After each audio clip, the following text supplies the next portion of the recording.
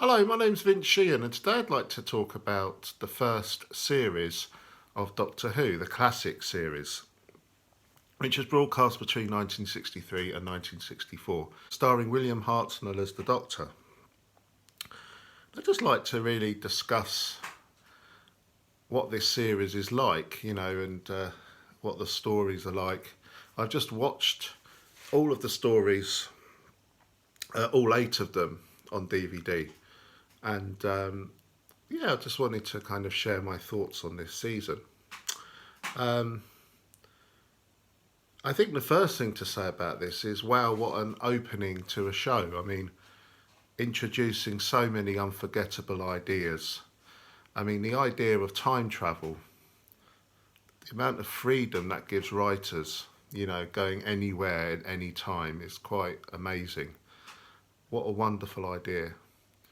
And this idea of going around in a box which is bigger in the inside than it looks on the outside.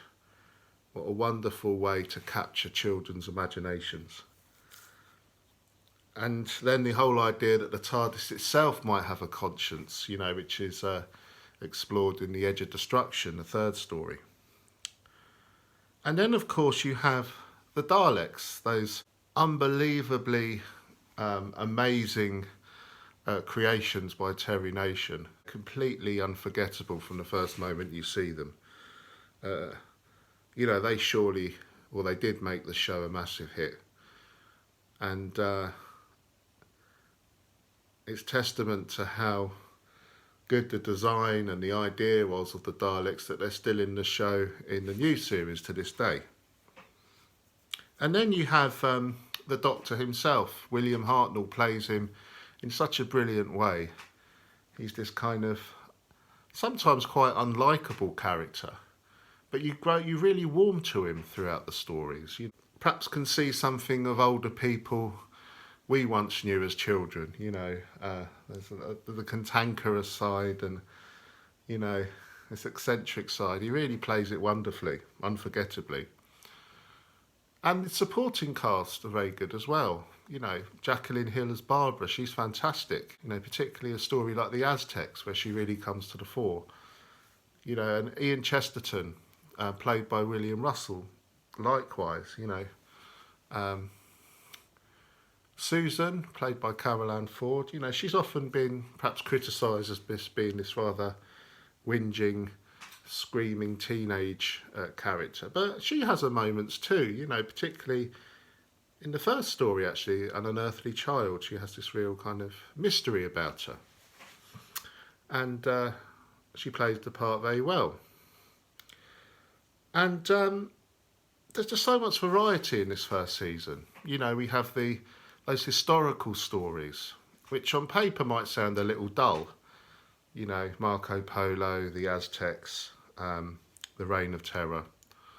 But they're so enjoyable. The sets are really good, I think, despite the budget they have. Some of the sets are really fantastic. Look at the Reign of Terror, for instance, with going through the narrow streets of 18th century Paris. The Aztecs, some of the sets and the costumes as well, I think are really good. And those stories bring up really interesting questions, about if you could travel in time, is it right to intervene, particularly in evil acts, stopping evil taking place, as Barbara faced that conundrum, didn't she, in the Aztecs, and then to a lesser degree in the Reign of Terror as well. So the historical stories are quite fascinating. And then you have the science fiction stories as well.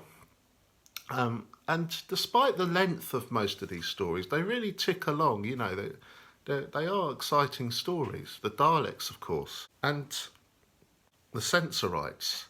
We have these kind of groups of people who are in opposition, perhaps reflecting the Cold War context of the time, of the 1960s. Indeed, in the Daleks, we do have this kind of nuclear winter, don't we, on the planet Skaro.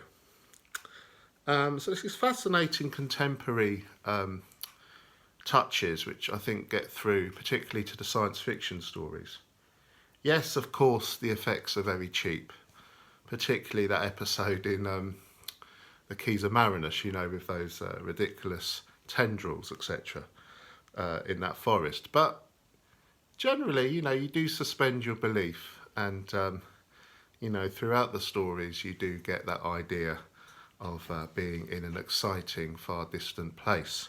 The first ever episode of Doctor Who, An Unearthly Child, you know, it's absolutely brilliant. You know, that's such a fantastic piece of 60s television in its own right, even divorced from the other episodes of that story.